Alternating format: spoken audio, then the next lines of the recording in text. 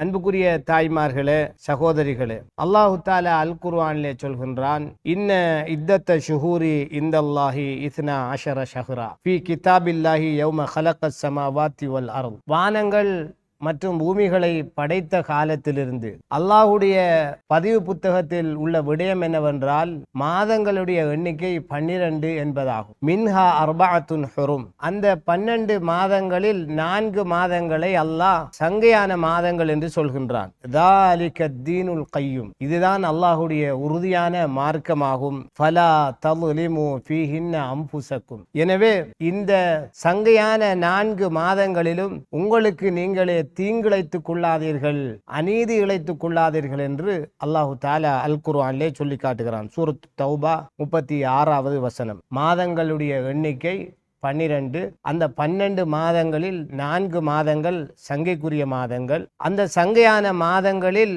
நீங்கள் உங்களுக்கு அநீதி இழைத்துக் கொள்ள வேண்டாம். நபிகள் நாயகம் ஸல்லல்லாஹு அலைஹி வஸல்லம் அவர்கள் இந்த 4 மாதங்கள், சங்கைக்குரிய 4 மாதங்களையும் குறிப்பிடுகிற போது துல் கஅதா, துல் ஹிஜ்ஜா, முஹர்ரம், ரஜப், இந்த 4 மாதங்களும் தான் சங்கைக்குரிய மாதங்கள் என்பதாக சொன்னார்கள். இப்போது நாங்கள் இருக்கிற மாதம் துல் ஹஜ் மாதம். 1447ஆம் ஆண்டு துல் ஹஜ் மாதத்திலே அதனுடைய முதலாவது 10 நாட்களில் நாங்கள் தற்பொழுது இருந்து கொண்டிருக்கின்றோம். இந்த விடயத்தை அல்லாஹ் சொல்லுகின்ற போது, ஃபலா தظ்லிமு ஃபீஹின்ன அன்ஃபுஸக்கும். இந்த குறித்த காலத்தில் நீங்கள் உங்களுக்கு அநீதி இழைத்துக் கொள்ள வேண்டாம் என்று சொல்கின்றார். இதற்கு தப்சீருடைய உலமாக்கள் இப்னு அப்பாஸ் ரலியல்லாஹு அன்ஹு போன்றவர்கள் கருத்து சொல்கின்ற போது, ஃபலா தظ்லிமு ஃபீஹின்ன அன்ஃபுஸக்கும், இந்த குறித்த காலங்களில், இந்த சங்கையான மாதங்களில் உங்களுக்கு நீங்களே அநீதி இழைக்க வேண்டாம் என்றால் அதனுடைய பொருள், இந்த மாதங்களில் அதிகமாக நன்மை செய்ய வேண்டும், அதற்கு பல மடங்கு கூலிகள் வழங்கப்படுகின்றன.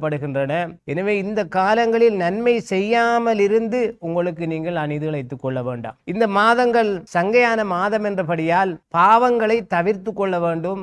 காரணம், பாவங்கள் செய்தால் தண்டனைகளும் இரட்டிப்பாக வழங்கப்படும். எனவே நன்மைகள் செய்யாமல் இருந்தும் பாவங்களை செய்தும் இந்த மாதத்தில் அல்லது இந்த குறிப்பிட்ட 4 மாதங்களிலும் உங்களுக்கு நீங்கள் அநீதி இழைத்துக் கொள்ள வேண்டாம், தீங்கு இழைத்துக் கொள்ள வேண்டாம் என்ற கருத்தை தான் இந்த வசனங்கள் சொல்லுவதாக அவர்கள் குறிப்பிடுகின்றார்கள். அப்படி என்றால் இந்த மாதங்கள்ல மட்டும்தான் பாவம் செய்யப்படா, மற்ற மாதத்தில் செய்யலாமா என்றால் மற்ற மாதங்களில் செய்கிறதும் தண்டனைக்குரிய குற்றம். அதே நேரம் இந்த குறித்த மாதங்கள்ல பாவம் செய்கிறது பல மடங்கு தண்டனைகளை பெற்றுத்தரும். மற்ற மாதங்களையும் நன்மை செய்யத்தான் வேண்டும், ஆனால் இந்த மாதங்களில் நன்மை செய்தால் அதற்கு அதிகரிக்கப்பட்ட கூலிகள் வழங்கப்படுகின்றது. நாம் இப்போது இருக்கிற இந்த துல் ஹஜ் மாதத்தினுடைய முதல் 10 நாட்கள் அது எம்மை விட்டு வேகமாக கடந்து சென்று கொண்டிருக்கிற ஒரு காலம். இந்த மாதம் முதல் 10 நாட்களுக்கென்று தனி சிறப்புகள் இருக்கின்றன. அல் குர்ஆனிலே அல்லாஹு தஆலா சூரத்துல் ஃபஜ்ர் என்கிற ஒரு அத்தியாயத்திலே இப்படி சொல்கிறான், வல் ஃபஜ்ர், விடியற்காலையின் மீது சத்தியமாக,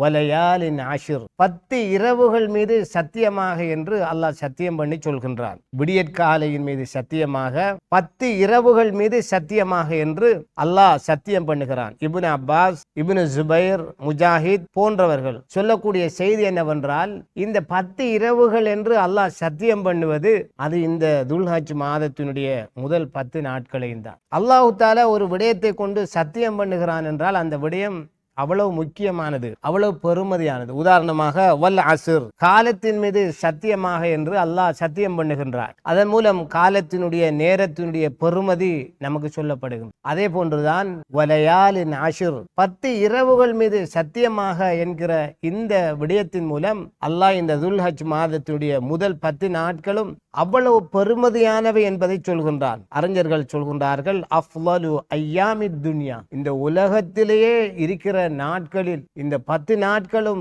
மிகவும் சிறப்புக்குரிய நாட்கள் என்று சொல்கின்றார். உலகத்தில் இருக்கிற மொத்த நாட்களிலுமே இந்த துல் ஹஜ் மாதத்தினுடைய 10 நாட்கள் அவ்வளவு பெருமதியானவை என்பதாக சொல்கின்றார். அதனால் தான் அல்லாஹு தஆலா அந்த நாட்களை கொண்டு சத்தியம் பண்ணுகிறான் என்று குறிப்பிடுகின்றார்கள். அன்பான தாய்மார்களே, சகோதரிகளே, இஸ்லாத்தை பொறுத்த மட்டிற்கும் சில காலங்களை குறிப்பிட்டு கண்ணியப்படுத்துகின்றது. உதாரணமாக ரமலானுடைய இறுதி 10 நாட்கள் அது மிகவும் பெறுமதியானதும் அல்லாஹ்வுடைய தூதர் ஸல்லல்லாஹு அலைஹி வஸல்லம் அவர்கள் அந்த 10 நாட்களையும் நல்ல அமல்களை கொண்டு கழித்தார்கள். அந்த நாட்களில்தான் லைலத்துல் கத்ர் என்று சொல்லப்படுகிற அந்த பாக்கியம் மிக்க இரவு இருக்கிறது என்று கூறி அதை அடைந்து கொள்வதற்காக பள்ளிவாசலில் இஅ்திகாஃப் இருந்தார்கள். அதே போன்று அந்த குறிப்பிட்ட காலங்களில் இரவு தொழுகையில் ஈடுபட்டார்கள், குர்ஆனை ஓதினார்கள். அதே போன்று இன்னொரு வணக்க வழிபாடுகள் நாம் ஈடுபட்டார்கள் என்று நாங்கள் ஹதீஸ்களிலே பார்க்கின்றோம். அதே போன்றுதான் இன்னும் ஒரு 10 இருக்கின்றது, முஹர்ரம் மாதத்தினுடைய முதல் 10 நாட்கள். அதிலும் தாசுஆ, ஆஷுரா, முஹர்ரம் 9வது தினத்திலே நோட்கப்படுகிற நோன்பு தாசுஆ, முஹர்ரம் 10வது தினத்திலே நோட்கப்படுகிற நோன்பு ஆஷுரா. இந்த 2 நோன்புகளும் அந்த குறித்த முஹர்ரம் மாதத்தினுடைய முதல் 10 நாட்களிலும் வருகின்றது. முஹர்ரம் மாதத்துக்கு ஷஹருல்லாஹில் முஹர்ரம், அல்லாஹ்வுடைய மாதமான முஹர்ரம் என்று ரசூல் ஸல்லல்லாஹு அலைஹி வஸல்லம் சொன்னார்கள். அல்லாஹ்ட மாதம் என்று அந்த மாதத்தை நபிகள் நாயகம் ஸல்லல்லாஹு அலைஹி வஸல்லம் அவர்கள் அடையாளப்படுத்தினார்கள். அவ்வளவு பெருமதியான காலமாகவும் அந்த மாதமும் அதனுடைய முதல் 10 நாட்களையும் ரசூல் ஸல்லல்லாஹு அலைஹி வஸல்லம் அவர்கள் பார்த்தார்கள். அந்த காலங்களிலும் வணக்க வழிபாடுகளில் அதிகமாக ஈடுபட்டார்கள். ரமலானுக்கு பிறகு அல்லாஹ்வுடைய தூதர் அதிகம் நோன்பு நோற்ற ஒரு மாதம் என்றால் அது முஹர்ரம் மாதம் என்று சொல்லப்படுகின்றது. இப்படி இந்த வரிசையிலே இன்னும் ஒரு 10க்கு ரசூலுல்லாஹ் முன்னுரிமை கொடுத்தார்கள் என்றால் அது இந்த துல்ஹஜ் மாதத்தினுடைய முதல் 10 நாட்கள் தான். எந்த அளவு கண்டால் அதனுடைய சிறப்பு பற்றி ஹதீஸ்களில் வருகிறது. மாமின் ஐயாமின் அல் அமலு ஸாலிஹு ஃபீஹின்ன அஹப்பு இலல்லாஹ் மின் ஹாதிஹில் ஐயாமில் ஆஷுர். நபியுல்லாஹி ஸல்லல்லாஹு அலைஹி வஸல்லம் அவர்கள் சொன்னார்கள், இந்த துல்ஹஜ் மாதத்தினுடைய முதல் 10 நாட்களிலும் செய்யப்படுகிற அமல்கள் அல்லாஹ்வுக்கு மிகவும் விருப்பத்துக்குரியது மற்ற எல்லா நாட்களிலும் செய்யப்படுகிற அமல்களை விட. துல்ஹஜ் மாதத்தினுடைய முதல் 10 நாட்களிலும் செய்யப்படுகிற இந்த அமல்கள் அல்லாஹ்வுக்கு மிகவும் விருப்பத்துக்குரியது மற்ற காலங்களில் செய்யப்படுகிற அமல்களை விட. அப்ப சஹாபாக்கள் கேட்டார்கள், அல்லாஹ்வுடைய நபியே, அல்லாஹ்வுடைய பாதையிலே ஜிஹாது செய்யறதையும் விட இந்த காலத்தில் செய்யற அமல் தான் அல்லாஹ்வுக்கு விருப்பமானதா? ரசூலுல்லாஹி ஸல்லல்லாஹு அலைஹி வஸல்லம் சொன்னார்களாம், அதையெல்லாம் விட இந்த காலத்துல அமல் செய்யறது அல்லாஹ்வுக்கு மிக விருப்பம் என்று சொன்னார்கள். அப்ப ரசூலுல்லாஹி ஸல்லல்லாஹு அலைஹி வஸல்லம் தொடர்ந்து சொன்னார்கள், என்றாலும் ஒரு மனிதன் தன் உயிரையும் பொருளையும் எடுத்துக்கொண்டு அல்லாஹ்வுடைய பாதையிலே வெளிக்கிறங்கி செல்கிறான், அவன் திரும்பி வரவில்லை, தியாகியாக மாறிவிட்டான் என்றால் அவனை தவிர மற்றும்படி இந்த காலத்திலே ஒரு மனிதன் அல்லாஹ்வுடைய பாதையிலே ஜிஹாது செய்வதை விடவும் இந்த காலத்தில் அமல் செய்கிறது தான் அல்லாஹ்வுக்கு மிக விருப்பமானது என்று குறிப்பிட்டார். இந்த செய்தி புகாரி, திர்மிதி போன்ற கிரந்தங்களில் பதிவாகியிருக்கு. உலகத்திலே இருக்கிற நாட்களிலேயே மிக பெருமதியான நாட்கள். இந்த காலத்தில் அமல் செய்யறத அல்லாஹ் மிகவும் விரும்புகிறான். ஒரு மனிதன் மறுமையிலே அந்தஸ்தால் கூடியவன் ஷஹீத். அல்லாஹ்ட பாதையில ஜிஹாது செய்யறதுக்கு மிகப்பெரிய கூலிகள் இருக்கிறது. ஆனா அதையெல்லாம் விட சிறப்புக்குரியது என்றால் இந்த காலத்தில் அமல் செய்யறது என்று ரசூல் ஸல்லல்லாஹு அலைஹி வஸல்லம் சொன்னார்.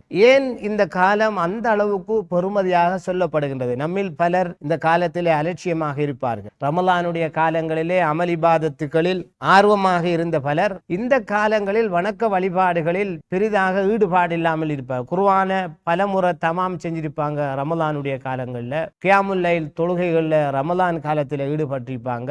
பயான்கள் போன்ற நிகழ்ச்சிகள்ல ரமலானுடைய காலத்தில் கலந்து கொண்டிருப்பாங்க. அதே நேரம் சதக்காக்கள் அதிகமாக ரமலானுடைய காலங்களில் கொடுத்திருப்பாங்க. ஆனால் இந்த காலங்கள்ல இந்த வணக்கங்கள்ல இருந்து அதிகமானவர்கள் விடுபட்டு ஆர்வம் இல்லாமல் இருக்கிற ஒரு நிலைமையை நாங்கள் பார்க்கிறோம். ஆனால் இந்த காலத்தில் அப்படி இருக்கக்கூடாது.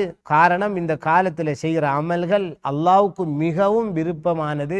அவன் பாதையில ஜிஹாது செய்யறதை விடவும் இந்த காலத்தில் அமல் செய்யறதான் அல்லாஹ்வுக்கு விருப்பம். எப்படியான அமல்கள்? தொழுகைகளை ஜமாத்தோட ஒரு மனிதன் தொழுவது, ஆண்கள், அல்லது தொழுகைகளை ஃபர்லான தொழுகைகளை விடாம தொழுறது, முன்பின் சுன்னத்து தொழுகைகளை தொழுது வாரது, லுஹா தொழுகை தொழுறது, வித்ர் தொழுகைகள், இரவு தொழுகைகள், கியாமுல் லைல் அவற்றை தொழுவது, திக்ர்கள், காலை மாலை துஆக்கள். எப்படி ரமலான் காலத்துல குர்ஆனை பலமுறை ஹத்தும் செஞ்சோமோ, தமாம் பண்ணினோமோ, அதே போன்று இந்த காலங்களிலும் செய்வது. இப்படியாக அமல்களால் இந்த காலங்களை நாம் அதிகரிக்க வேண்டும். அன்பான சகோதரிகளை, தாய்மார்கள், இந்த காலம் ஏன் இந்த அளவுக்கு சிறப்பு பெறுகிறது என்றால், இஸ்லாத்தினுடைய மிக முக்கியமான வணக்கங்கள் எல்லாமே இந்த காலத்தில் ஒன்றாக வருகிறது. ரமலானில தொழுகை வரும், நோன்பு வரும், ஜகாத் வரும், எல்லாம் செய்வோம். ஆனா ஹஜ் என்கிற கடமை வரமாட்டோம். ஆனால் நாம இருக்கிற இந்த துல்ஹஜ் முதல் 10 நாட்களிலும் இஸ்லாத்தினுடைய முக்கியமான அடிப்படை கடமைகள் எல்லாமே வருகிறது.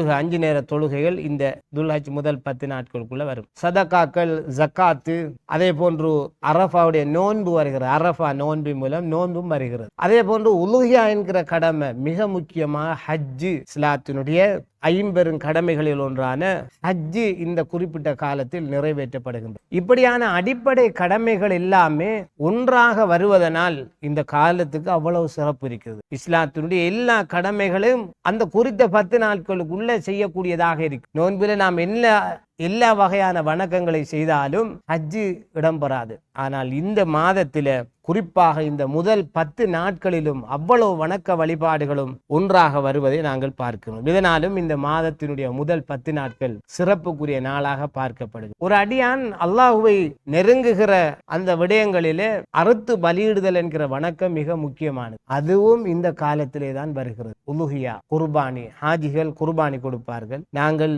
உலுஹியா என்கிற அந்த அறுத்து பலியிடுதலை கொடுப்போம். எனவே இப்படி எல்லாம் ஒரே நேரத்தில் நடைபெறுகிற ஒரு காலமாக நாம் இப்போது இருக்கிற இந்த அதாவது துல்ஹஜ் மாதத்தினுடைய முதல் 10 நாட்களும் காணப்படுகின்றது. அதிலும் விசேடமாக அன்பான தாய்மார்களே, சகோதரிகளே, ஹாஜிகள், ஹஜ்ஜுக்காக செல்லக்கூடிய ஹாஜிகள் உலகம் எங்கும் இருந்து சுமார் 25 லட்சத்திலிருந்து 30 லட்சம் வரையானவர்கள் ஒன்று சேர்கிற சர்வதேச மாநாடு நாம் இருக்கிற இந்த துல்ஹஜ் மாதத்திலே தான், அதுவும் குறிப்பாக இந்த முதல் 10 நாட்களில் தான் நடைபெற்று கொண்டிருக்கிறது. உலக மக்களே ஒன்று திரண்டு அல்லாஹுடைய அந்த புனித காபாவை சூழ்ந்து அல்லாஹுடைய கட்டளைக்கு ஏற்ப சில கிரிகைகளை செய்து அவனை தல்பியா சொல்லி முழங்கி கொண்டிருக்கிற மிக சிறப்பு வாய்ந்த ஒரு காலமாக இந்த காலம் இருந்து கொண்டு, அதனாலும் இந்த காலம் பெருமதியான ஒரு காலம். அவர்கள் அங்கே வணக்கங்களில் ஈடுபட்டு கொண்டிருக்கிற போது அந்த வணக்கங்களை மகிமைப்படுத்தும் முகமாக, கண்ணியப்படுத்தும் முகமாக அவர்களுடைய பிரார்த்தனைகள் எங்களுக்காகவும் இருக்கும் என்றபடியால் நாமும் அவர்களைப் போல பாக்கியம் பெறாவிட்டாலும் சில வணக்கங்களினால் அல்லாஹுவை நெருங்குவதற்கு அல்லாஹ் நமக்கு சில வாய்ப்புகளை ஏற்படுத்தி தருகிறார். ஹாஜிகள் ஹஜ்ஜுக்கு சென்று பல வாய்ப்பு, அன்று பிறந்த பாலகனை போல பாவங்கள் மன்னிக்கப்பட்டவர்களாக, அதே போன்று ஏற்றுக்கொள்ளப்பட்ட ஹஜ்ஜுக்கு கூலி சுவர்க்கம்தான் என்று சொன்னார்கள் ஸல்லல்லாஹு அலைஹி வஸல்லம். அவ்வளவு பெரிய பாக்கியமான விஷயம்தான் ஹஜ்ஜு. அந்த கடமையில் ஹாஜிகள் அங்கே நிறைவேற்றுவார்கள். அந்த பாக்கியம் அவர்களுக்கு இன்ஷா அல்லாஹ் கிடைக்கும். ஆனால் எங்களுக்கு இந்த சந்தர்ப்பங்கள் கிடைப்பதற்காக அல்லாஹ் நாம் இருக்கிற ஊர்களில் இருந்து கொண்டு இந்த காலங்களை வீணாக்கி விடாமல் இந்த குறித்த 10 நாட்களிலும் அமல் செஞ்சால் ஜிஹாதி செய்யறதை விடவும் பெருமதியான நன்மை அல்லாஹ் தருவதற்கு காத்து கொண்டிருக்கிறார். எனவே இந்த காலங்களை நாம் வீணாக்கி விடக்கூடாது. விசேடமாக அரஃபாவுடைய தினம் என்றொன்று இருக்கின்றது. அதுவும் இந்த துல்ஹஜ் மாதத்தினுடைய 9வது நாளில் வருகின்றது. நபிகள் நாயகம் ஸல்லல்லாஹு அலைஹி வஸல்லம் சொன்னார்கள், மாமின் யௌமின் அக்தரு மின் அன் யுஅ்திகல்லாஹு ஃபீஹி அபுதன் மினன் நார் மின் யௌமி அரஃபா. அல்லாஹ் தஆலா அதிகமாக மனிதர்களை நரகத்திலிருந்து விடுதலை செய்கிற ஒரு நாள் இருக்கும் என்றால் அது அரஃபாவுடைய நாளை தவிர வேறு எந்த ஒரு நாளும் இருக்க முடியாதுன்னு சொன்னார். அல்லாஹு தஆலா அதிகமான மனிதர்களை நரகத்திலிருந்து விடுதலை செய்கிற ஒரு நாள் இருக்கும் என்று சொன்னால் அது அரஃபாவுடைய நாளை தவிர வேறு எந்த நாளும் இருக்க முடியாது. அந்த அளவுக்கு மிக பெரும்பான்மையான மனிதர்களை நரகத்திலிருந்து அல்லாஹ் விடுதலை செய்கிறார். நரகம் என்றால் லேசா நினைச்சிடக்கூடாது. நரக விடுதலை என்பது பெரிய பாக்கியம். எப்படி நரகத்தில் ஆக குறைஞ்ச தண்டனை நெருப்பால செய்யப்பட்ட 2 பாதணிகள் அணிவிக்கப்படும் ஒருவருக்கு. அதை போட்டாரண்டா மூளை பொங்கி வலிந்து ஓடுகிற ஒரு சூழல். நெருப்பால 2 பாதணி, குறைஞ்ச தண்டனை இது. அந்த பெரிய நரகத்திலே அல்லாஹ் கொடுக்கிற ஆக குறைஞ்ச தண்டனை தான் அது. அந்த நரகத்தில இருந்து விடுதலை செய்யப்படுகிற பாக்கியத்தை அல்லாஹ் சில மனிதர்களுக்கு தீர்மானித்து விடுகிற ஒரு நாளாக இந்த அரஃபாவுடைய தினம் காணப்படுது. உங்களுக்கு நரக விடுதலை என்று அல்லாஹ் நரகத்திலிருந்து விடுதலை செய்கின்ற அந்த விஷயத்தை தீர்மானிக்கிற நாளாக, எப்படி ரமலானுடைய ஒவ்வொரு இரவும் நரக விடுதலைக்காக அல்லாஹ் பலரை ஏற்பாடு செய்து அவர்களை நரகத்திலிருந்து விடுதலை செய்கிறானோ அதே போன்று இந்த அரஃபாவுடைய தினத்திலும் பலரை அல்லாஹ் நரகத்திலிருந்து விடுதலை செய்கிறார். அந்த பாக்கியசாலிகளாக நாங்களும் ஆக வேண்டும். மரணித்திருக்கிற நமது பெற்றோர்கள், நமது சொந்தங்கள், உறவுகளும் ஆக வேண்டும். நாம் அதற்காக இந்த காலத்தில் சில முயற்சிகள் எடுக்க வேண்டும். அரஃபாவுடைய தினத்திலே லட்சக்கணக்கான மக்கள் அந்த அரஃபா பெருவழியிலே நின்று கொண்டிருக்கிற போது அல்லாஹு தஆலா அந்த அடியார்களுக்கு மிக நெருக்கமாக வருகிறானாம். வந்து மலக்குமார்களை பார்த்து அல்லாஹ் பெருமைப்படுகிறான். இதோ பாருங்கள், என்னுடைய அடியார்கள் லப்பைக் அல்லாஹும்ம லப்பைக் இன்னல் ஹம்த வன் நிஅமத லக வல் முல்க் லா ஷரீக லக். எல்லாரும் உலகத்தில் இருக்கிற கருப்பர், வெள்ளையன், படித்தவன், பாமரன், செல்வந்தன், அதாவது ஏழை என்ற பாகுபாடு இல்லாமல், உயர்ந்தவன் தாழ்ந்தவன் என்ற பாகுபாடு இல்லாமல் யா அல்லாஹ் நாங்கள் ஆஜராகிவிட்டோம், உன்னை தவிர வணக்கத்துக்குரியவன் வேறு யாரும் இல்லை, ஆட்சி அதிகாரம் எல்லாம் உனக்கு மட்டும்தான் சொந்தம் என்று முழங்கி கொண்டு இதோ எனக்கு முன்னால வந்து நிற்கிறாங்க என்று மலக்குமார்களை பார்த்து அல்லாஹ் புகழ்ந்து சொல்லுவானாம். சொல்லிவிட்டு கேட்பானாம், மாதா மா அராதஹா உலா, இப்படி இவர்கள் இந்த அளவுக்கு வந்து இவரிடத்துல ஒன்று சேர்ந்து இப்படி என்னையே பெருமைப்படுத்தி புகழ்ந்து கொண்டிருக்கிறார்கள், இவர்கள் என்னத்தை விரும்புகிறார்கள், இவர்களுக்கு என்ன தேவை இருக்குது, இவர்கள் எதற்காக இப்படி செய்கிறார்கள் என்று அல்லாஹ் கேட்டுவிட்டு அந்த மலக்களை பார்த்து சொல்கிறானாம், இஷ்ஹது யா மலாயிகத்தி இன் அன்னி கத் கஃபர்து லஹும், நீங்கள் சாட்சியாக இருங்கள், எதற்கு, நான் அவர்களுடைய பாவங்கள் அத்தனையும் மன்னித்து விட்டேன் என்பதற்கு நீங்கள் சாட்சியாக. லட்சக்கணக்கான ஆக்கள் அந்த வெயிலுக்குள்ள, அந்த சன நெரிசல்களுக்கு மத்தியில, அந்த மலைகள் கற்பாறைகளுக்கு மத்தியில அவர்கள் வந்து இப்படி அல்லாஹ்வை பெருமைப்படுத்தி கொண்டு தக்பீர் தல்பியா மொழிந்து கொண்டு பாவ மன்னிப்பு கோரிக்கொண்டு அல்லாஹ்வை ஞாபகப்படுத்தி கொண்டிருக்கிற போது அல்லாஹ் அதை பார்த்து சந்தோஷப்பட்டு மலக்குமாரிடத்திலும் பெருமையாக சொல்லி, இவர்களுக்கு என்ன வேணும், நான் அதை கொடுக்க தயாராக இருக்கிறேன், மலக்குமார்களே நீங்களே சாட்சியாக இருந்து கொள்ளுங்கள், நான் இவங்கள எல்லார பாவத்தையும் மன்னித்து விட்டேன் என்று அல்லாஹ் சொல்லுகிறான். அன்பான தாய்மார்களே, சகோதரர்களே, இது அங்க உள்ளவங்களுக்கு இந்த பாக்கியம் கிடைக்கிறது. அதே போன்ற ஒரு சந்தர்ப்பத்தை அல்லாஹ் நமக்கும் தருகின்றார். எப்படி, நாம் அரஃபாவுடைய நோன்பை நோட்பதன் மூலமாக அல்லாஹ் நமக்கு 2 வருடங்களுடைய பாவங்கள் மன்னிக்கப்படுகிற பாக்கியத்தை தருகிறார். அவர்களுக்கு அந்த இடத்திலேயே பாவ மன்னிப்பு அவடத்துல வந்ததன் மூலம் கிடைத்து விடுகிறது. நமக்கு அரஃபாவுடைய நோன்பை நோட்பதன் மூலமாக அல்லாஹு தஆலா அந்த பாக்கியத்தை தருகின்றார். நபியுல்லாஹி ஸல்லல்லாஹு அலைஹி வஸல்லம் சொன்னார்கள், சியாமு யௌமி அரஃபா அஹ்தஸிபு அலல்லாஹ் அன் யுகஃபிர ஸனா அல்லதி கப்ல வஸ்ஸனா அல்லதி பஅத். அரஃபாவுடைய நோன்பு இருக்கின்றது, அதன் மூலம் அல்லாஹ் அதற்கு முந்திய வருடத்துடைய பாவங்களையும் அதற்கு பிறகு வர இருக்கிற வருடத்தினுடைய பாவங்களையும் மன்னிப்பான் என்று நான் ஆதரவு வைக்கிறேன் என்று ரசூலுல்லாஹி ஸல்லல்லாஹு அலைஹி வஸல்லம் சொன்னார்கள். சஹீஹ் முஸ்லிமிலே வரக்கூடிய ஹதீஸ். ஒரே ஒரு வருஷத்தில, அதாவது ஒரே ஒரு நாளினுடைய நோன்பு மூலம் 2 வருடங்களின் பாவங்கள் மன்னிக்கப்படுகிறது. ஒரு நாள் நோன்பு 2 வருடத்தினுடைய பாவங்கள் மன்னிக்கப்படுகின்றன. இந்த நோன்பை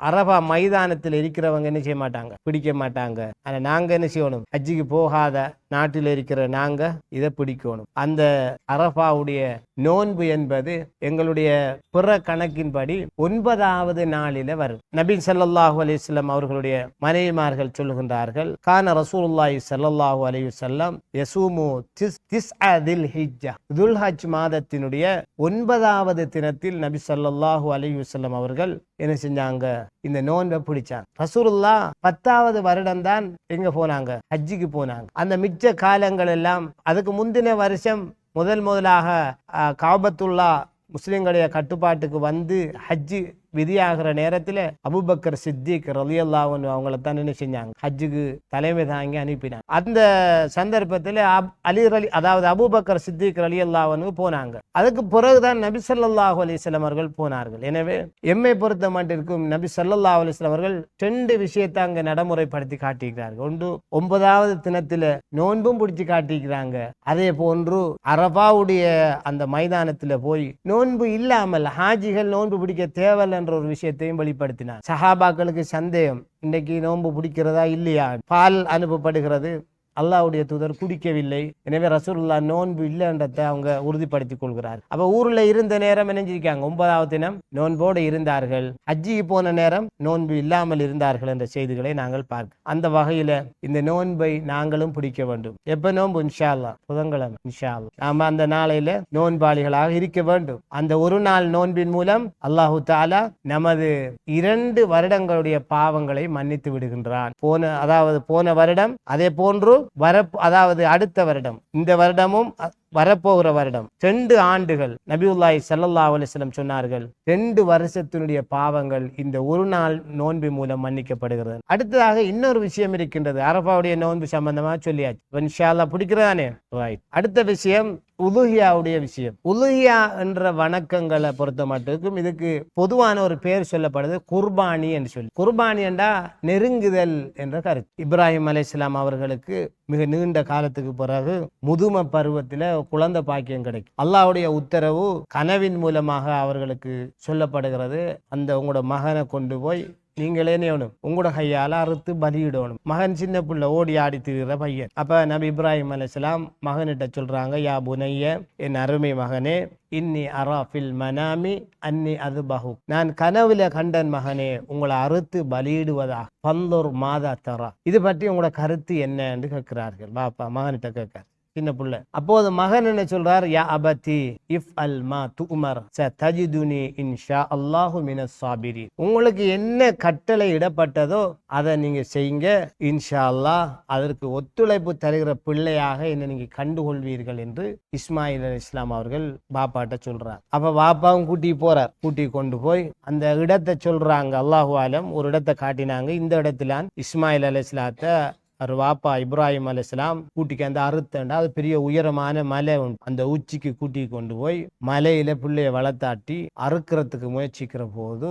வனாதைனாஹு அன்யா இப்ராஹிம், நாங்கள் அழைத்தோம் இப்ராஹிமே என்று நாங்க கூப்பிட்டோம். அவருக்கு தெரியா இது கனவண்டு, அதாவது இது சும்மா அல்லாஹ் செக் பண்றான் என்று அவருக்கு தெரியா. அவர் அல்லாஹ்ட உத்தரவுக்கு கட்டுப்பட்டு பிள்ளைய கொண்டே அறுக்க ரெடி. உடனே அல்லாஹ் கட்டளை இடுகின்றான், சத்தமாக அழைக்கிறான், இப்ராஹிம் அது சத்தக்த ருயா, நீங்க கனவை நனவாக்கி போட்டீங்க என்று கூறி நீங்க அவரை அறுக்க தேவையில்லை, அதுக்கு பதிலாக என்ன செய்யணும், வேற ஆடு மாடு ஒட்டகம் போன்ற பிராணிகளை நீங்க குர்பானி கொடுக்க வேண்டும் என்கிற ஒரு சட்டத்தை அல்லாஹ் தஆலா அவரிடத்தில் ஏற்படுத்தி அது அவருக்கு மட்டுமில்லாம எல்லோருக்குமான ஒரு கடமையாக ஆக்கி விடுகிறார். அன்பான தாய்மார்களே, சகோதரிகளே, நபி இப்ராஹிம் அலைஹிஸ்ஸலாம் அவர்களுடைய அந்த வரலாறு என்பது அல்லது அவங்களோட பிள்ளை அவரோட மனைவி இவங்க எல்லாரும் அந்த வாழ்க்கையோட சம்பந்தப்பட்ட அந்த சரித்திரம் என்பது ஒரு மிகப்பெரிய உலகத்துக்கே மிகப்பெரிய ஒரு முன்மாதிரி. இதுல பல விஷயம் இருக்குது. உம்மா கிட்ட சொல்லி போட்டுத்தானே அந்த பிள்ளைய கூட்டிட்டு போகணும். முதலாவது விஷயம் என்ன, அந்த உம்மாவையும் பிள்ளையும் கொண்டே தனியா விட்டுட்டு வந்தது பெஸ்ட். அதுலயும் குழந்தை கிடைச்ச புதுசில முதும பருவத்தில் இருக்கிற ஒரு தாயை அதுக்கு தேவையான உணவுகளும் இல்லாத நிலையில கொண்டு போய் தனிய பாலைவனத்துல ஆக்களும் இல்லாத இடத்துல விடுறது எவ்வளவு பெரிய ஒரு சிரமம். ஒரு பொம்பளைக்கு புள்ள கிடைச்ச உடனே கட்டாயம் உதவிக்குன்னு செய்யணும், ஆக்கள் இருக்கணும். அவக்கு தேவையான உணவுகளை சமைச்சு எடுக்கிறன்றெல்லாம் சிரமமான ஒரு விஷயம். அந்த சோதனைகளை எல்லாம் தாங்கக்கூடிய அமைப்பில அவவும் அதுக்கு உடன்பட்டு, அதே விஷயம் என்னன்னா அவர் எந்த ஒண்ணும் செல்லையும் இல்லை, தண்ணியை கொண்டாந்து விட்டுட்டு அவர் போற நேரம் தான் அவ கேட்கிறா, அல்லாஹு அமரக்க இப்ராஹிமே, இப்படி செய்யுமாறு அல்லாஹ்வா உங்களுக்கு சொன்னான் என்ற போது அவர் சொல்கின்றார்கள், ஆம் அல்லாஹ் தான் சொன்னான். வெறும் தலையை ஆட்டி மட்டும் தான் சொல்றான். அப்போதான் சொன்னார்கள், இதன் அப்படி என்றா அல்லாஹ் தான் எங்களை இப்படி கொண்டாந்து பாலைவனத்தில தாயையும் பிள்ளையும் உடணும் என்று சொன்னான் என்றா, அப்ப அல்லாஹ் என்ன செய்ய மாட்டான், எங்களை வீணாக்க மாட்டான், அல்லாஹ் எங்களை கைவிட மாட்டான் என்று அவங்க சொன்னாங்க. அன்பான தாய்மார்களே, சகோதரர்கள், எப்படிப்பட்ட ஒரு விஷயம். அப்போ அவங்களோட மகனும் அல்லாஹ் அறுக்க சொல்லிக்காரே, வாப்பா நீங்க அல்லாஹ் சின்னத்தை செய்யுங்க, நான் ஒத்துழைப்பு தாரேன். மனைவியை கொண்டு போய் விட்டுட்டு வர நேரத்துல அவர் எதுவுமே சொல்லல. அவங்க கேட்காங்க, இது அல்லாஹ்ட உத்தரவாண்டோனே ஓம் என்று சொன்னதும், அப்ப அல்லாஹ் எங்களை கைவிட மாட்டான், நீங்க போங்க இப்ராஹிமேன்னு சொல்லி கணவரை அனுப்பி விடுறாங்க. எவ்வளவு பெரிய தியாகம் என்பதை சிந்திச்சு பாரு. ஆனா அல்லாஹ் தஆலா அவங்களோட தியாகத்தை பொருந்தி கொண்டு அவங்கள கண்ணியப்படுத்தின விதம் இருக்கிறதே அது மிகப்பெரிய சிறப்பாக இருக்கு. இன்றைக்கு நம்மளோட தொழுகையில ஒவ்வொரு ஆளும் தொழக்குள்ள செலவாத்து சொல்கிறோம். அந்த செலவாத்துக்கு பேரே செலவாத்துல் இப்ராஹிமியா, இப்ராஹிம் நபி மீதான செலவாத். அல்லாஹும்ம ஸல்லி அத்தஹியாத்தில் அல்லாஹும்ம ஸல்லி அலா முஹம்மத் வஅலா ஆலி முஹம்மத் கமா ஸல்லைத அலா இப்ராஹிம் வஅலா ஆலி இப்ராஹிம் இன்னக ஹமீதுன் மஜீத். அல்லாஹும்ம பாரிக் அலா முஹம்மத் வஅலா ஆலி முஹம்மத் கமா பாரக்த அலா இப்ராஹிம் வஅலா ஆலி இப்ராஹிம் இன்னக ஹமீதுன் மஜீத். யா அல்லாஹ் நபி முஹம்மது நபி ஸல்லல்லாஹு அலைஹி வஸல்லம் அவர்கள் மீதும் அவருடைய குடும்பத்தார் மீது நீ ஸலவாத்து சொல்லு. இப்ராஹிம் நபிக்கும் அவருடைய குடும்பத்துக்கும் ஸலவாத்து சொன்ன மாதிரி யா அல்லாஹ் நபி ஸல்லல்லாஹு அலைஹி வஸல்லம் அவர்களுக்கும் அவருடைய குடும்பத்துக்கும் பரக்கத் செய், இப்ராஹிம் நபிக்கும் குடும்பத்துக்கும் பரக்கத் செய்த மாதிரி என்பதான் அந்த கருத்து.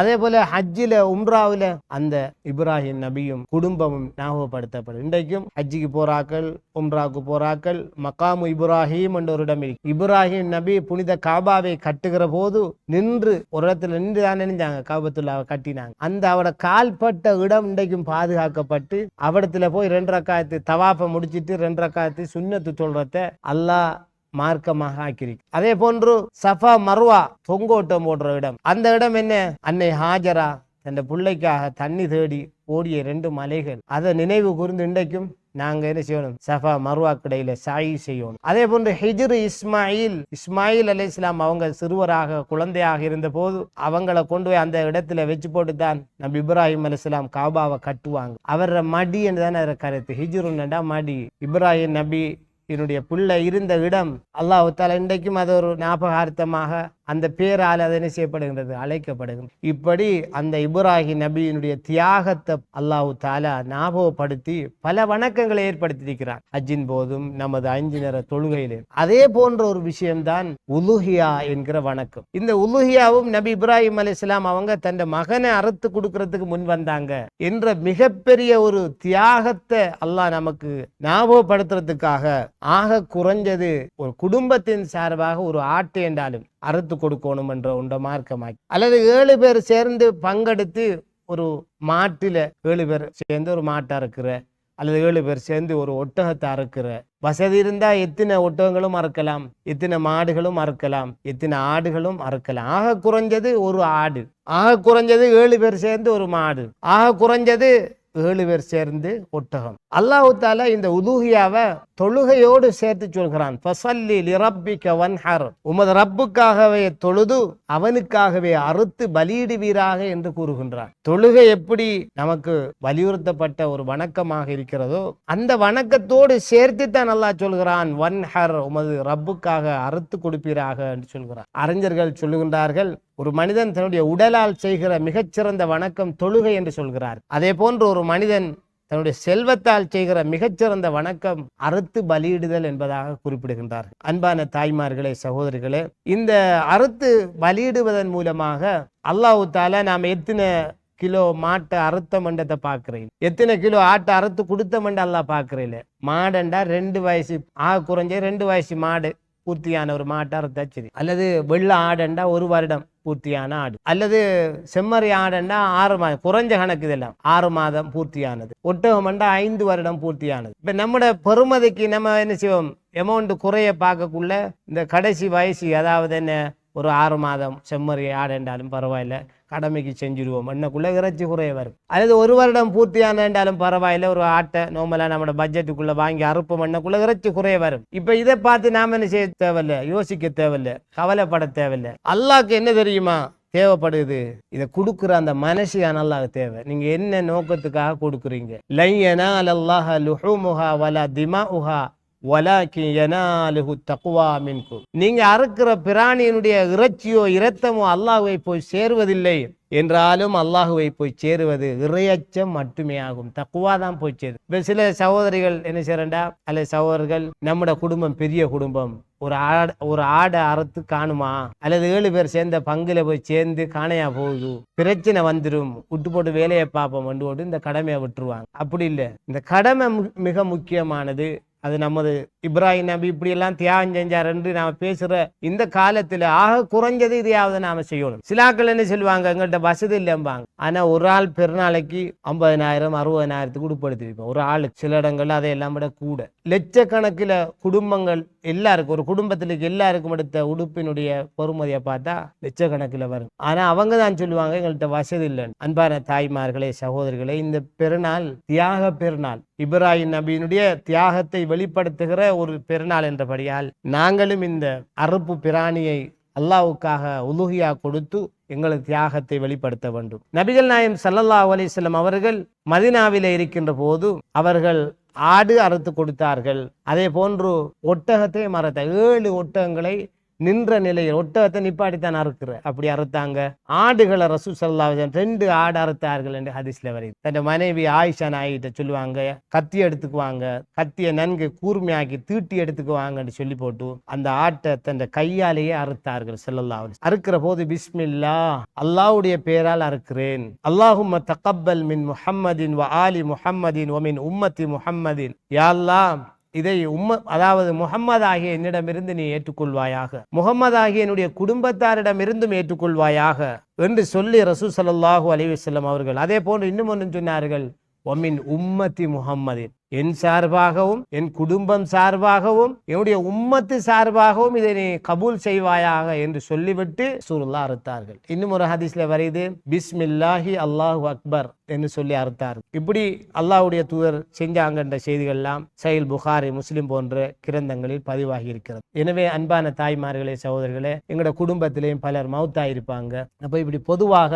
நம்மளோட குடும்பம் சார்பாக அறுக்கிற போதும் இந்த எல்லார விஷயங்களையும் நியத்தில் வச்சு நாம் என்ன செய்யலாம், அந்த பிராணியை அறுக்கலாம். அதன் மூலம் எல்லாருக்கும் நன்மை கிடைக்கிறதுக்கான ஒரு வாய்ப்பு இருக்கு. அதனால இந்த மாதிரியான வணக்கங்களை நாங்கள் தவற விடக்கூடாது. உடுப்பு எப்பயும் எடுத்துக்கலாம், உடுப்பு எடுக்கிறது பரந்து கிடையாது, எடுக்கலாட்டி பெருநாள் சேராது என்று ஹதீஸ்ல வரல. ஆனா இந்த வணக்கங்களை அல்லாஹ் வலியுறுத்துகிறான். இந்த அறுப்ப ஃபஸல்லி லிரப்பிக வன்ஹர், உமது இறைவனுக்காக தொழுது அவனுக்காகவே அறுத்து பலியிடுவீராக என்று அல்லாஹ் கட்டளையிடுகின்றான். அதே நேரம் இந்த உலுஹியா கொடுப்பதற்கு ஒருவர் நியத்து வைத்தால் துல்ஹஜ் 1 to 10 வரைக்கும் அவர் முடி நகம் என்ன செய்யப்படாது, வெட்டக்கூடாது என்று ரசூல் ஸல்லல்லாஹு அலைஹி வஸல்லம் அவர்கள் சொன்னார். அவர் உலுஹியாவுக்கு நியத்து வச்சாருண்டா முடி வெட்டையும் கூடாது, நகம் களையவும் கூடாது. இந்த செய்தியும் முஸ்லிமிலே பதிவாய்க்கிற சஹீஹ் முஸ்லிமிலே. அடுத்தது பெருநாள் என்று சொல்றது என்ன தெரியுமா? 2 விஷயம் பெருநாளையில மிக முக்கியமான விஷயங்கள். ஒன்று, ரசூல் ஸல்லல்லாஹு அலைஹி வஸல்லம் சொன்னார்கள், இன்ன அவ்வலமா நப்தஉ பிஹி ஃபி யௌமினா ஹாதா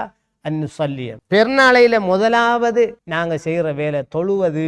அடுத்ததாக சும்ம நர்ஜா ஃபனன்ஹர, நாங்க சென்று பெருநாள் தொழுது விட்டு வீட்டுக்கு திரும்பி பிராணிகளை அறுத்து பலியிடுவதாகும் என்று சொன்னார். உலுஹியா பிராணியை பெருநாள் அண்டைக்கும் கொடுக்கலாம், ஐயாமு தஷ்ரீக்குடைய மற்ற 3 நாட்கள்லையும் கொடுக்கலாம். ஆனா அந்த முதல் 10 நாட்கள்ல செய்யப்படுற அமல்கள் அல்லாஹ்வுக்கு மிகவும் விருப்பமானது என்று ஹதீஸ்ல வந்திருக்கிறபடியால நாங்க பெருநாள் அண்டையில கொடுக்கிறது இந்த நன்மையை நமக்கு பெற்று தரும். அதனால ரசூல் ஸல்லல்லாஹு அலைஹி வஸல்லம் என்ன செய்வாங்களாம், தொழுது போட்டு போய் அறுப்பு விடயத்துல ஈடுபடுவார். அதே நேரம் சிலாக்கள் இப்படி செஞ்சாங்கன்னா அது போல, எப்படி புது உடுப்பு எல்லாம் போட்டுவிட்டு அறுக்கிறெல்லாம் பிரச்சனை கண்டு போட்டு சுபவுல நேரத்தில் ஒழும்பி உலுஹியாவா அறுத்து கொடுத்துருவோம் என்று அறுத்தாங்கண்டா ரசூல் ஸல்லல்லாஹு அலைஹி வஸல்லம் சொன்னார்கள், ஒமன் தபஹ கப்ல, இப்படி பெருநாள் தொழுகைக்கு முன்பு யார் அறுப்பாரோ ஃபஇன்னமா ஹுவ லஹ்முன் கத்தமஹு லி அஹ்லிஹி, அவர் தன் குடும்பத்துக்காக சமைக்கிறதுக்கு என்ன பிராணி அறுத்து இறைச்சியை எடுத்தவரை போல ஆகிவிடுவார். லைஸ மினன் நுசுகி ஃபீ ஷைஇன், இது உலுஹியா கொடுத்த எந்த ஒரு நன்மையை அவருக்கு பெற்றுக் கொடுக்காது என்று சொன்னார். அதனால அறுப்பு என்றது பெருநாள் தொழுக முடிஞ்ச பிறகுதான் இருக்கணுமே தவிர தொழுறதுக்கு முன்னுக்கு இணைஞ்சிடப்படா உலுஹியா பிராணியா இருக்கக்கூடாது. அந்த உலுஹியா கொடுத்த நன்மையை நமக்கு பெற்றுத்தர மாட்டார். அடுத்ததாக பெருநாளுடைய சில ஒழுங்குகள் உங்களுக்கு சொல்லி என்னுடைய இந்த உரையை நான் முடிக்கிறேன். பெருநாள் தொலை ஹஜ்ஜி பெருநாளுக்கு போகக்குள்ள நபியுல்லாஹி ஸல்லல்லாஹு அலைஹி வஸல்லம் அவர்கள் எந்த ஒன்றையும் சாப்பிடாம போவாங்க. தொழுகை என்பது, பெருநாள் தொழுகை என்பது மைதானத்தில தான் நபியுல்லாஹி ஸல்லல்லாஹு அலைஹி வஸல்லம் உடைய காலத்தில் நடந்திருக்கு. எனவே நோன்பு பெருநாளைக்கும் சரி ஹஜ்ஜி பெருநாளைக்கும் சரி ரசூலுல்லாஹி ஸல்லல்லாஹு அலைஹி வஸல்லம் அவர்கள் முசல்லாவில போய் தொழக்கூடியவர்களாக இருந்திருக்கின்றார்கள். போகிற போது ஒரு பாதையாலும் வரக்குள்ள இன்னொரு பாதையாலும் நபி ஸல்லல்லாஹு அலைஹி வஸல்லம் அவர்கள் வருவார்கள். போகக்குள்ள ஒரு பாதையால போறது, வரக்குள்ளே வேறொரு பாதையால வருகிற நோக்கம் பற்றி அறிஞர்கள் பல கருத்து சொல்கிறார்கள். ஒன்று, அந்த ஊர்ல ஒரு ரோட்ல போகக்குள்ள ஒரு சாராரை நாம சந்திப்போம், வரக்குள்ள இன்னொரு ரோட்டால வாரத்தால மற்றொரு சாராரை சந்திப்போம். இன்னும் சில அறிஞர்கள் சொல்கின்றார்கள், அந்த பாதைகள் நமக்கு மறுமையில் சான்று பகர்கின்றன, சாட்சி சொல்கின்றன என்று சொல்கிறார். எனவே இதுவும்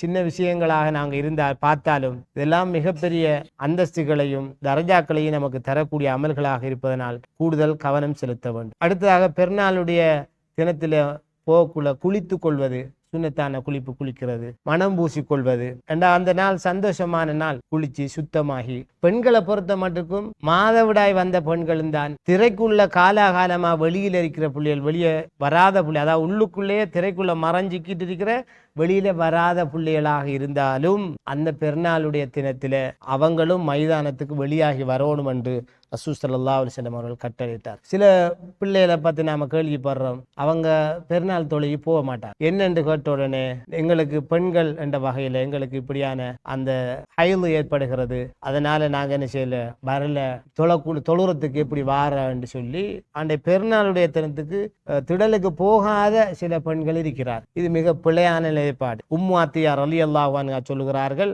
அமரனா ரசூலுல்லாஹி ஸல்லல்லாஹு அலைஹி வஸல்லம், ரசூலுல்லாஹ் எங்களுக்கு கட்டளையிட்டார்கள், அன் நுஹ்ரிஜல் ஹுய்யல், ஹைல் வரக்கூடிய பெண்கள், அந்த பெண்களையும் திரைக்குள்ள மறைந்து மறைந்து வாழ்கிற குமரு பிள்ளைகளையும் மைதானத்துக்கு வெளியாக்குமாறு அல்லாஹ்வுடைய தூதர் எங்களுக்கு கட்டளையிட்டார்கள். ஜில்பாப் இல்லாத பிள்ளைக்கு இருக்கிறாக்கள் கொடுத்து அணிவிச்சுக்கு வரணும் என்று ரசூலுல்லாஹ் கட்டளையிட்டார்கள் சொல்கிறார். அவங்க போய் என்ன வேண்டா, தொழுகையில கலந்து கொள்ள மாட்டாங்க, அவங்க தொழ மாட்டாங்க, ஆனா ஹுத்துபாவை கேட்டுக்கிருப்பாங்க. தொழுற நேரம் மட்டும் மைதானத்துல சஃபுல இருக்காம கொஞ்சம் தள்ளி போய் அவங்க இருப்பாங்க. அப்படி நம்மளை போல பலர் இருப்பார்கள். அந்த ஹுத்துபாவை கேட்டுக்கிருப்பாங்க, துவாக்கள்ல கலந்து கொள்வாங்க, திக்ரு தக்பீர்ல கலந்து கொள்வாங்க, சதக்காவுல கலந்து கொள்வாங்க, அதே போல முசாபஹா, இந்த எல்லா நல்ல விஷயங்களையும் கலந்து கொள்வாங்க. தொழுகையில மட்டும்தான் கலந்து கொள்ள மாட்டாங்க. புனித கஅபாவுக்கு போனா கூட இந்த மாதிரி ஒரு சிச்சுவேஷன் வந்தா தவாஃப் மட்டும்தான் செய்யறல, தொழுகையும் தவாஃபும் செய்யறல, அவ்வளவு மத்த எல்லாம் செய்வாங்க. அப்ப எனவே அன்பான தாய்மார்களே சகோதரர்களே, இந்த விஷயத்தை நாம கருத்தில் கொள்ளணும். அதே போன்று பெருநாள் தொழுகைக்கு போகக்கூடிய பெண்கள் ஒரு சதக்கா செய்யறதையும் ரசூலுல்லாஹ் சுன்னாவாக மார்க்கமாக ஆக்கினார். குறிப்பாக ரசூல் ஸல்லல்லாஹு அலைஹி வஸல்லம் பொதுவாக சொல்லுவாங்களாம், மனிதர்களே சதக்கா கொடுங்க. குறிப்பாக பெண்கள பக்கம் போய் நின்று விசேடமாக சொல்லுவாங்களாம், யா மஅஷரன் நிசா, ஓ பெண் சமுதாயமே, தசத்தக்ன, நீங்கள் தான தர்மங்கள் செய்யுங்கள், வலவ் மின் ஹுலியுக்குன்ன, உங்களுடைய ஆபரணங்களை என்றாலும் கலட்டி கொடுத்து நீங்க தர்மம் செஞ்சு நீங்க உங்களை நரகத்திலிருந்து காப்பாற்றி கொள்ளுங்கள் சொல்வார். பெருநாளுடைய நாள் எவ்வளவு சந்தோஷமான நாள். அந்த தினத்துல ரசூலுல்லாஹ் நரகத்திலிருந்து உங்களை காப்பாற்றிக்கங்கன்னு பெண்களை சொல்லுவாங்க. அதுக்கு சொன்ன ஒரு இதான், நீங்க தர்மம் செய்யுங்கண்டு. அப்ப சஹாபாக்கள் பெண்கள பக்கம் தர்மத்தை வசூலிக்கிறதுக்கு பாத்திரங்களை கொண்டு போற போது அவங்க கழுத்திலிருந்தும் காதுகள்ல இருந்தும் ஆபரணங்களை கலட்டி அதுக்குள்ள போட்டாங்கன்னு எல்லாம் வருது. இல்ல என்ன விளங்குறோம்டா, அந்த நாளையில போடுற சதக்காக்கள் பெருமதி அறிக்கணும். அப்ப நாம இங்க இருந்து அதுக்கு என்ன செய்யணும், தயாரா போகணும். வெறுங்கையும் வீசிய கையுமாக போய்விடக் கூடாது என்பதையும் நாங்கள் புரிந்து கொள்ள வேண்டும். எனவே அதே போன்று பெருநாள் தொழுகைக்கு போற போது தனியே போறதில்லை. பெருநாள் தொழுன்றது வீட்டில் இருக்கிற எல்லாரும் சேர்ந்து போறது, எல்லாரையும் கூட்டிக்கு போகணும். அம்மா வாப்பா பிள்ளைகள், ஆம்பளை புள்ள பொம்பளை புள்ள சின்ன புள்ள பெரிய புள்ள எல்லாரும் சேர்ந்து, எப்படி நாம கல்யாண வீட்டுக்கு போற மாதிரி ஃபங்க்ஷன்களுக்கு போற மாதிரி போறோமோ அதே போன்று இந்த கடமையை நிறைவேற்றத்துக்கு குடும்பத்தோட போகணும். நீங்க 2 பேரும் போங்க, நாங்க இங்க இருக்கோம், அப்படி சொல்லல, எல்லாரும் போகணும். பெருநாள் தொழுகை எந்த அளவுக்குன்னா அந்த மாத விலக்கு ஏற்படுற பொம்பளைகள் கூட அங்க போகணுமெண்டா யோசிச்சு பாருங்க, அது எந்த அளவுக்கு வலியுறுத்தப்பட்ட ஒரு சுன்னா என்பதை சிந்தித்து பாருங்கள். அடுத்ததாக சில சகோதரர்கள் என்ன செய்வாங்கடா, பெருநாள் தொழுகை இப்ப தொழுது முடிஞ்சோடனே படபடாண்டு ஒளிம்பிட்டு வந்துருவாங்க. என்னென்ன கறி அடுப்புல எடுக்குது, சோறு அடுப்புல எடுக்குது, கணக்கு பிரச்சனை இருக்குது, அவ முடிச்சிட்டு வாரோல நாங்க அங்க சமைச்சு வைக்கணும். ரெண்டும் சேர்ந்ததுதான் பெருநாள் தொழுகை. தொழுறதும் ஹுத்துபா கேட்கிற ரெண்டும் தான் பெருநாள். ரெண்டுலேயும் கலந்து கொண்டாதான் நன்மை கிடைக்கும். அந்த ஹுத்துபாவுடைய உரையே கட்டாயம் நம்ம கேட்கணும். கேட்டாதான் நம்மளோட ஈமான் கூடும். உம்மா மாறலாம் ஒலிம்பிக் வாரத்தால இப்ப பிள்ளைகளும் ஒலிம்பிக் வர துவங்கிட்டான். பொடிய மாறலாம் ஒலிம்பிக் வந்து அவனால் சைக்கிள் எடுத்து ரேஸ் பண்ணி கருத்த கண்ணாடியும் போட்டுட்டு வந்தோடனே இனி அதுக்கு பிறகு யாரும் அந்த ரோட்டால போக இயலாத அளவுக்கு பிரச்சனை ஆகுது. அதனால நாமளும் இருந்தா தான் நம்மளோட சேர்ந்து பிள்ளைகளும் இருக்கும். வாப்பா இருந்தா தான் மகனும் இருப்பான். எனவே அன்பான தாய்மார்களே சகோதரர்களே, நாங்க தொழுகையிலையும் கலந்து கொள்ளணும், ஹுத்துபாவிலையும் கலந்து கொள்ளணும். அடுத்தது நமக்கு எல்லாருக்கும் தெரியும், பெருநாள் இத்தனையாம் தேதி, தொழுகை இத்தனை 6:30 நடத்துற எல்லாம் இத்தனைக்குள்ள முடிஞ்சிடும் நல்லா தெரியும். ஆனா அன்றைக்கு சொன்னீங்க வார நாம இப்ப சிலாங்களுக்கு டைம் தேவைப்படுற உடுப்புகள் இதுன்றதுக்கு, அதுக்கு நீங்க தஹஜ்ஜுடைய நேரத்துல இருந்தாலும் பரவாயில்ல, எழும்பி நின்று உங்களோட உடுப்புகளை செட் பண்ணி போட்டு ரெடி ஆகுங்க. அந்த நேரத்துல நான் பரவாயில்ல ரெடி ஆகிட்டு பக்துக்கு தொலை வந்தா சரி மைதானம். சிலாங்களுக்கு டைம் தேவைப்படுற இந்த உடுப்பு போறதுக்கு மேக்கப் பண்றதுக்கு நீங்க அதுக்கு நேரத்தோட ஒலிம்பி செஞ்சலண்டா என்ன செய்யலாம், தொழுகைக்கு நேரத்தோட வரக்கூடியதாக இருக்கு. ஆனா இதெல்லாம் என்ன நடக்கும்டா, உடுப்பு போடுறதும் மேக்கப் பண்றதும் தான் அன்றைய நாள்ல நமக்கு முக்கியமா போயிருமே தவிர வணக்கம் செய்யறது முக்கியம் இல்லாம போயிடும். கவனத்துல இது ஷைத்தாண்ட வேலை. எனவே அதை கவனிச்சுட்டு நம்ம செய்ய போறது கடமைன்றபடியால நேர காலத்தோட வந்துடணும். நம்மளும் போயிடணும், பிள்ளைகளையும் கூட்டிட்டு போகணும், கணவரையும் அனுப்பணும். சில வீட்டுல என்ன செய்வாங்கன்னா அந்த சாப்பாடு பிரச்சனைக்கு நேரத்தோடையே சமைக்கிறாக்கள் எல்லாம் இருக்காங்க. அது பிள்ளை இல்லை, அது சமைச்சு தொழுது வந்தோடனே சாப்பிட்ற மாதிரி எல்லாம் இருக்கும். ஆனா அதுக்காக வந்து